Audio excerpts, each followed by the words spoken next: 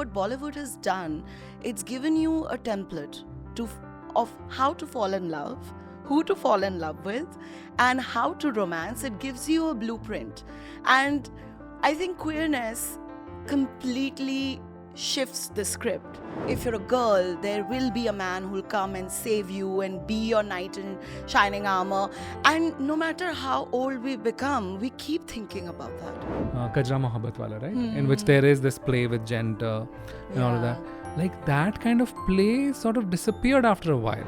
Yash Chopra was not Yash Chopra, and say he was, Gujarati instead of Punjabi, or say like, Marathi instead, or Bihari for that matter. Then what would the Sarson Ka Khet in Punjab would have been referred, or would it have been, say, Navratra or Dandiya or something else? The purpose of social media was to, just be social. Yeah. Just make friends on social media, make friends from different countries, and now it has become like a business. Like social media marketing is a job, which I'm doing.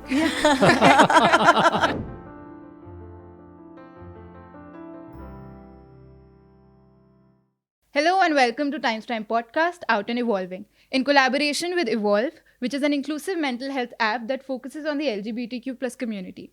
Hi, I'm your host Manvi.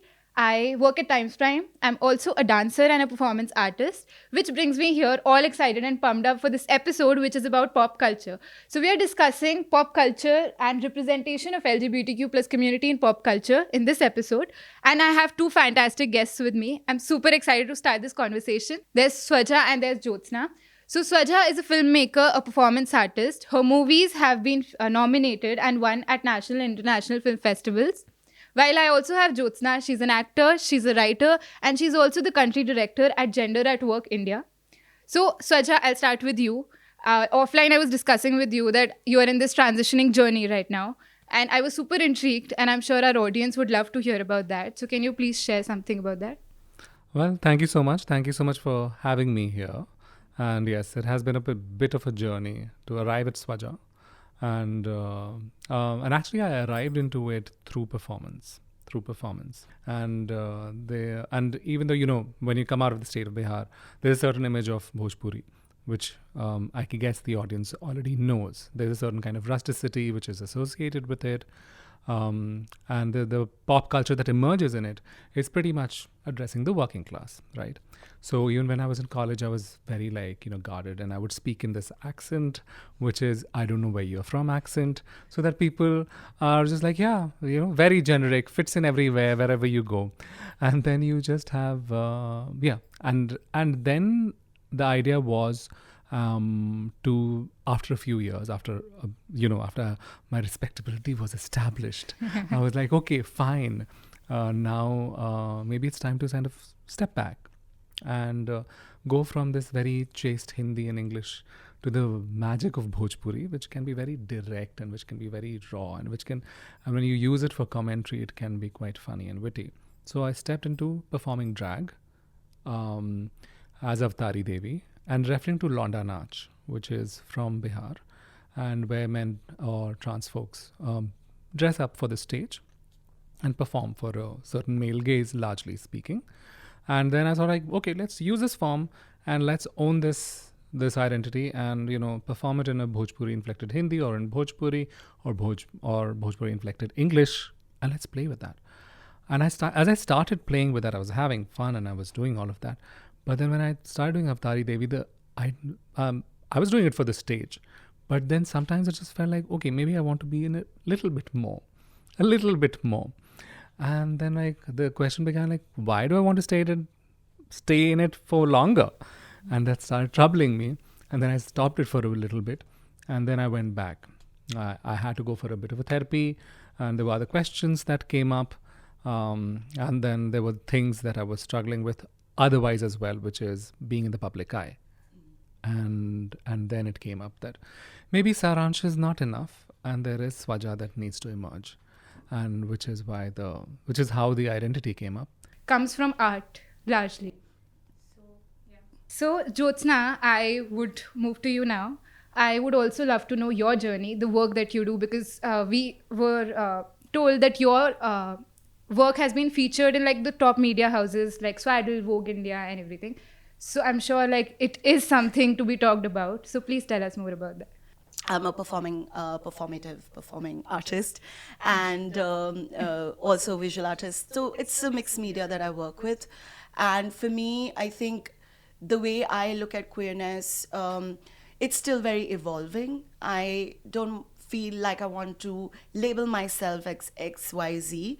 My journey to queerness has also been quite new, actually. So that was really interesting. In our previous podcast also, we were discussing that how this generation, or this, at least the time that we're living in, is so much like people are getting open to learning new things. People are open to unlearn what they have been already taught. So I think it is a beautiful process to grow with it and not label yourself with what you were taught. So yeah, while we are discussing pop culture, I would move to my first question. That, this is my personal opinion, and my experience has been such that being in an artistic field, in artistic fields, I feel people are more accepting of different ethnicities, different cultures, and different genders.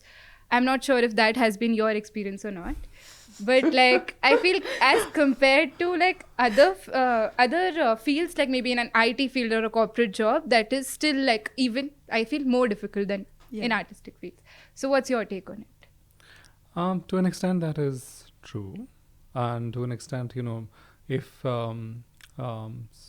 even within media, there can be a whole range of where you can work, and what are the spaces where you will not have, you can present yourself as normative or non-normative, and and yeah, I mean, like, even if you talk about performing arts, and even if you there's a certain grammar to it. There's a certain grammar to it, and there's a certain practice of it, which is, again, within that, there will be what do we look up to, and what do we not look up to. So even referring to, say, within my own practice, like London Arch is not something that people would know and would want to celebrate or would want to be like, yes, this is so good and so great and respectable like that. It is not. But when you look at Kathak, or when you look at Kuchipudi, or when you look at Bharatnatyam, and Bharatnatyam also became Bharatnatyam. But before that, in the Devdasi tradition, what it wasn't necessarily very respected at that point of time. Only when it started being performed by a certain kind of body and a certain kind of context that it became respectable. So there is that lens within arts too, which is what is acceptable and what is maybe we will see where Explore, it fits, and like take the term folk, this imagined audience, which also wants to be aspirational and somewhere white. Yeah. Like you that whiteness always remains the undercurrent, like you always aspire for it. Like if you're like, whether it be in the skin tone, whether it be in the attitude, and that somehow always like keeps surfacing somewhere or the other. I think even in the arts. Yeah. What do you think, Jyotsna? I agree with you. I was just smiling listening to you because art continues and have been and continue to be a very elitist space. It's very difficult to crack into arts. I mean, we can all be artists in our own homes, in our own time, but when you really want to showcase your work or find opportunities or grants or residencies, it becomes really difficult, and a lot of that is based on who you are, where you come from, who you know, and most importantly, what is your politics? Because there is a very ongoing debate and has always been whether art is just for art's sake or it is political. And there are so many views around it, but I think when the institutions come into play, who are holding the fort and who are deciding who gets the grant, who gets the residency, who gets, and I think that's where our own biases start operating, and art continues to operate in a very normative way. And if you want to be experimental, you may have to put your own money. Yeah, like it's it's very enlightening that you say it, because I never looked it that way. When you said that art in its, we can all be artists in our own homes, but when we go to find work or showcase our work, it like the politics does come into place, the discrimination does come into place. If you make an art and if you're a queer artist or you're a Dalit artist, it's almost seem like, oh, that is the definition of queer art or Dalit art or tribal art, for example. Yeah. But can art just be something that I'm making, or can it exist in the ambiguity of identities also, is something that I am thinking about. Yeah, so like when you say that, I think like how, this is a very long debate that we call like doctors female doctors or a female actor. Yeah. And not like just an actor, which they should be called. And then again, when you say like a Dalit artist, so I feel that why is there a need to label them as that, and why not just an artist in like a whole spectrum? So what do you have to say about that? Because on one hand, the identity of the artist is important because they are trying to showcase a different worldview through their art, which has been missing kind of, because most art in a more commercial way have been done by dominant caste artists, and the art that was made by indigenous communities, by Dalit tribal communities, was seen as a low art, and that's what we were talking about, the high art, low art. And a lot of that has been taken up and kind of refurbished and shown as some sort of high sophisticated art. I mean, when you talk about Nautanki and then transition from Nautanki to Parsi theatre and then to cinema and all of that, right? So it is important, but I feel that just locking the art form or people into those categories is where I struggle a little bit. So recognition, acknowledgement of that is important, but we need to go beyond that a little bit. Yeah, I feel for starters, maybe like, just for representation, that there's a Dalit person who's representing this art, to bring them up to that pedestal that, from these communities also people are coming up. And these communities are like equally talented or equally like deserving, then why the discrimination? So maybe there the representation is important when we call them like a Dalit artist or a female doctor. So maybe it's like, I feel, a parallel debate. Like that is also important, but at the end of the day, we have to reach a point where this is not necessary. Yeah. So it's important to see what happens as a consequence. If you look at pop culture, like pop culture is like, very trend based that way. And say right now, Korean music is all the flavor. And, and then, and the Korean fashion is also all the flavor. Yeah, yeah. And you see the pop... Korean skin products? Skin products are all the Like thing. that's a whole phenomena. So the whole idea of presenting yourself in this certain way, which is slightly more gender fluid, and because following a certain kind of Korean trend, a certain kind of body, a certain kind of thing, it becomes it right now to follow. But The trend. But it's a trend, and it will fade out after a point of time. Yeah. But the thing is that so it can't be like, we always have had objections whenever Hermes picks up like an Indian sari and they're like, Hermes is presenting the sari. Okay. And then it becomes like, oh my God, it's cool. But the thing is that, but then we also have a problem that, how you're appropriating things and then you're letting go of it as you please, which is the thing with identity and art as well. Yeah. Agreed, That you can pick up something like Mithila art and Madhubani art. You know it for the lines that you see. Yeah. Okay. But the Dalit practice of it is with dots. Okay. Because they were not allowed to use the lines. Oh, I did not know that. Yeah. So then, I mean, so if it comes in pop culture, then in what form does it come in? Okay, and does it come in an appropriated form, or does it become a celebration of that? The when you stop access, what all emerges, how dots emerge because the lines were not. So like we were discussing in our last podcast as well, that this cannot be a June conversation. This cannot just happen in the Pride month. So this has to be like a continued effort from all of us, which will drive change. And like we are discussing about pop culture. So when I talk about pop culture, films come to my mind. So, and it's like, I think the favorite topic of India, films and cricket. These two things. Absolutely. We all love that. Yeah. So yeah, in films, I have grown up watching a certain stereotype of homosexuality. I am right now unlearning what I have seen, but I feel it has been stereotyped a lot. So what's your take on it? Like from your lens, what do you feel about that? I think it was the Salman Khan film, which had that song, "O Jaane Jana, Pyar Kiya To Darna Kya." Yeah, that was the film. And then it had a certain representation, which was very problematic. I think but that was pretty much the norm back then, And, I told you about my whole journey and all of that. But the thing is that even say I went to a boys' hostel after that or all of that, they're like for all of them, like this pop culture nurses a certain kind of masculinity, right? Yeah. And films and cricket, all of it nurses kind of masculinity. Talking about cricket, you know, we can't name one gay or any Openly queer out. cricketer, male cricketer. Yeah. But when you talk about female cricketers, there are a couple of female cricketers, not Indian, but outside India, who are out and who are absolutely celebrating proud it, about it, out yeah. and proud about it. Because there's a burden of masculinity. Like there's Yeah. only a certain kind of masculinity which can. Yeah, it's easier for females to come out Yeah. compared to Yeah. males. Yeah.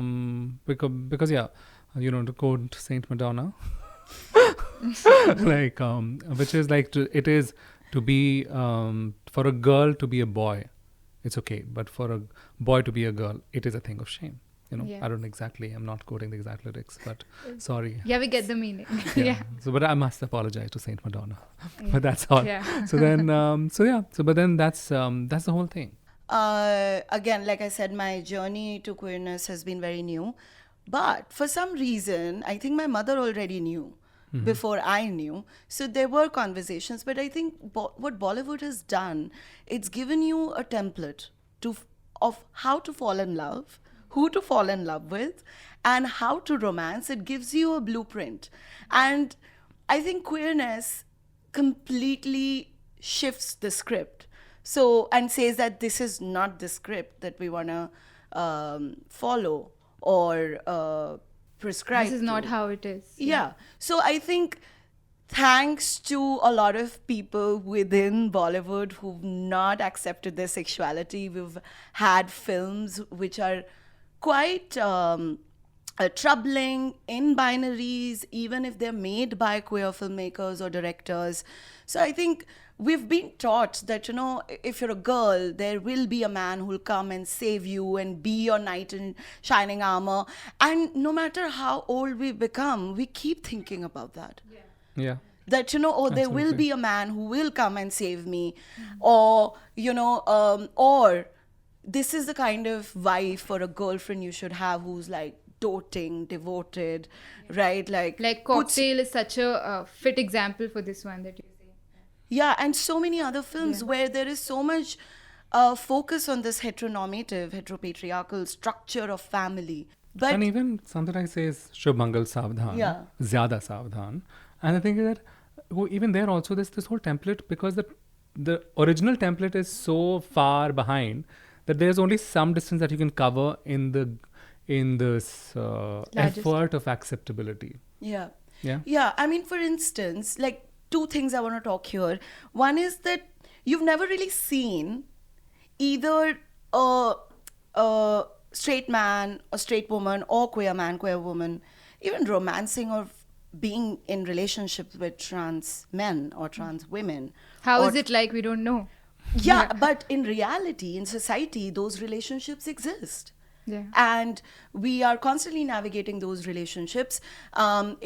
The sexuality itself is so fluid and supposed to be that you're not supposed to lock yourself into one identity just because you think that that's who I am today. You could be somebody else tomorrow, and that is the beauty of queerness, right? Yeah. But you're given this script because it doesn't happen in films. The relationship that exists in society, where I may fall in love with a trans man or a trans woman or a gay man, because the conditioning is That's the such. template. That is the template. And then you have to really do a lot of work to undo that conditioning and really explore your own desires and let your heart follow. Let your heart actually create a path for you to follow. And there has been a shift. Like if we read Bollywood and if we understand what is Bollywood, like, if you look at the older films, and Ruth Vanita, she talks about this whole thing of that, the Yari song, which was very important at a certain point of time. This male bonding was important. Yeah. Or if you look at that song, Kajra Mohabbat Wala, right? In which there is this play with Lovely song, gender yeah. and all of that. like that kind of play sort of disappeared after a while. Yeah. Okay, and 90s was not that era for that. And then in 2000s also, I don't think so was really quite the era for that. And abhi, I mean, there's a whole diversity of films which are coming out, Yeah. which is fun. But reference points always depend on what is the dominant conversation Yeah. and who do we want to be in the dominant sense. Yeah. And what kind of masculinity is still dominating right now. For me, one of the films that spoke very much to me about my own queerness and the representation that I thought I would actually not see ever, which was Gili Pucci, directed by Neeraj Ghewan. And it was really interesting because that's the first film that uses the word Dalit. Is that the one with Dia Mirza?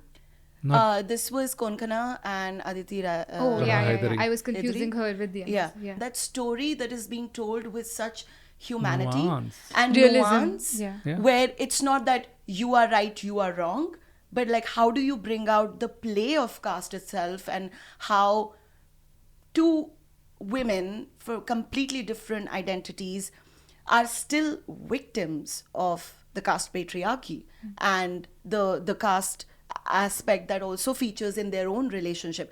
For me, I thought I would actually never see a film like that, at least not so early. Yeah. And that for me did so many things.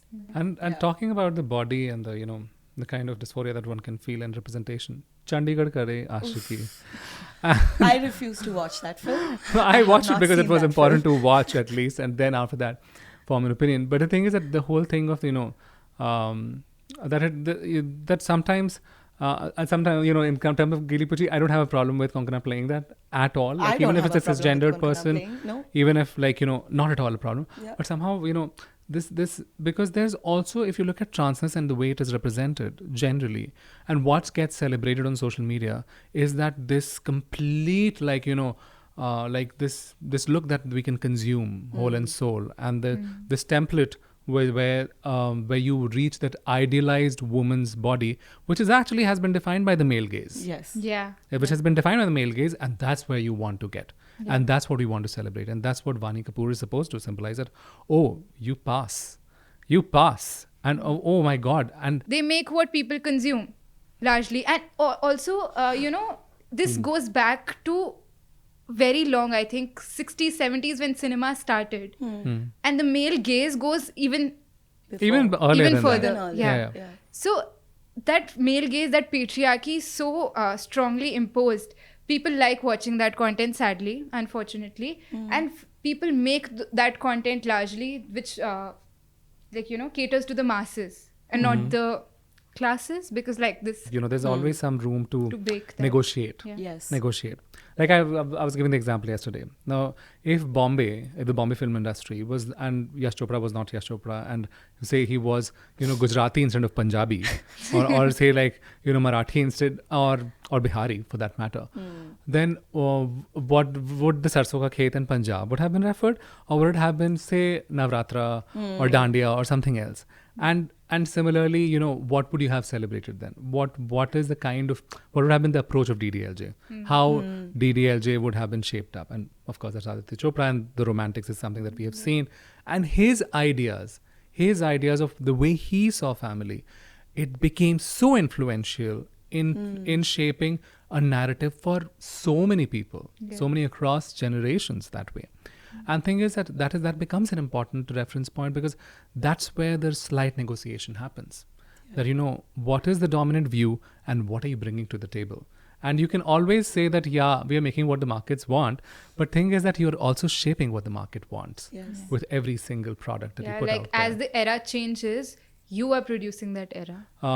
Chandni has certain things, but still Chandni, in some ways, it also is progressive in some ways. And then it shapes the narrative for a little while more. Or for that matter, Queen, Kangana Ranaut's Queen. Yeah. And of course, like you just have to take that bit of risk. And if that works, then the narrative shifts. Then the market wants more, let's produce more. Yeah, I think once Queen came, uske baad, like there was like a Explosion chain of films that followed that template. So yeah. Yeah. I think I want to add to this, to what Saja was saying, that I think we forget that Filmmaking is an extremely privileged and powerful position to have. How many of us can make films? And how many of us can make films and tell the stories that we want to tell and have a budget for it, right? So it is a very powerful, responsible position to be in, to be able to, and as Swaja was saying, that it is an opportunity for us to either advance the discourse or let it be what it is, right? So I think that we haven't really cracked a lot of things when it comes to identities and filmmaking, right? We're always casting like weird, wrong people into the roles that they shouldn't be. For example, Akshay Kumar, in Lakshmi. And there are so many examples, right? I mean, if you wanted to cast Vani Kapoor in Chandigarh Karyashki, you may as well would have casted any new, fresh face of a trans person, right? Because there are many people now. There are many trans actors. There are many Dalit actors. Cast them, give them an opportunity. The problem is that film industry doesn't want to take risk. Yeah. That's what shapes filmmaking is really important because it stays with us. It shapes our own understandings of love and relationships. We've all seen what has happened to us. We're constantly trying to find that model of love and romance. If you just look at the whole Marvel universe, right? And it came up from nowhere, right? Like at a certain point of time that DC was all the rage and Marvel just became like the pop culture phenomenon that it became. But then they took the conversation forward. There's a Black Panther that happened. There are queer representation within that or references within that which are happening, and that expansion of conversation becomes so important. Then for a period of time it was supported by the state. Okay, so if they say like no, markets are going to rule everything and we must rely on the markets to sustain everything, but that has not been the case. Even in the most developed countries, there is state grant, there is state support, and that's how new kinds of storytelling and cinema emerges. But I feel social media and the digital space has given people the platform for more representation, for more. It has given more liberation in terms of representation. It also gives people, I feel, the validation, the relatability that the real portrayal does also exist and it is being represented. So what do you think, like in terms of social media, how it helps the bigger mission of inclusivity? For a lot of people, they've not had the platform or opportunities to exert or to express their voice, and that's where social media is helpful, where you can put out your own ideas, your own views on things, and of course there are pros and cons to that, but I think it does give you a platform, if you don't have any, to be able to say what you want to say, especially if you're not somebody who may have access to mainstream media or platforms. Social media helps, and that also helps in a way that you get identified as one of the people who can then feature into mainstream, right? So it works both ways. Gives them the recognition. Gives them the recognition and the visibility. So there is that. To me, that this is very interesting. That that there are so many queer representation that happens. But what is more interesting to me is that you can access different kind of ideas, and that you should be able to follow. Or for me, it's interesting to follow people who are just talking about a different version of things, and that in itself could be queer. Okay? Yeah. And queer not just in terms of identity, but queer in terms of an alternative kind of content. Yeah. And which is where I feel like queerness as an experience more than just an identity. Then there will be limitations to what you can really explore. So ideas more than people will be more fun. That sounds like a good note to this conversation. Yeah, that's why I prefer the word creator than an influencer, because I feel an influencer follows a template of what is going on and tapping on that trend, and a creator creates the trend, creates something that is new, that is authentic. almost bashing social media on social media. But then a friend of mine told me that, that is, I think, what social media is also doing. The algorithms, the way it works is that you find your own people and you gravitate towards the ideas or the content that resonate most with you. And there is a whole sea of people making content or writing or creating content or sharing their lives. And I think what's interesting for me has been that I've found so many people who have allied thinking, working practices or interests that I continue to learn with, and I use social media for that. But I think there is also this bit that if you don't exist on social media, you don't exist in a way, right? Because when there is casting done for films, or there are art projects, or there are people who are looking for other people, the first space that they go to is your social media. Particularly Instagram. And if you don't exist there, then you kind of don't exist, Yeah, right? that's LinkedIn for artists. It's yes, kind of. And so I think there is a certain performance that comes into how we curate our social media, right? What is it that we will share only with close friends? What is it that we'll share with everyone? What goes in the post? What goes on the story? All of this and creating and consuming pop culture in that way. Yeah, I feel that's very debatable, that how, the purpose of social media was to, just be social. Yeah. Just make friends on social media, make friends from different countries. And now it has become like a business. Like social media marketing is a job, which I'm doing. But yeah, I mean, like, it's debatable that if it's good for us or if it's not. You guys have been like a great panel. We are glad that we connected. Lovely. So, The pleasure is all ours. It's been so fun. Thank you for having us. And it's been a pleasure. Thank you so much. Thank you so much, Manvi. Thank you. So, thank you for tuning into this episode of Times Time Presents Out and Evolving. You can watch this episode on YouTube and on Spotify. And if you liked what you watched, please hit the like button. You can subscribe to our channel and also click the bell icon so that you can stay tuned for the next episode.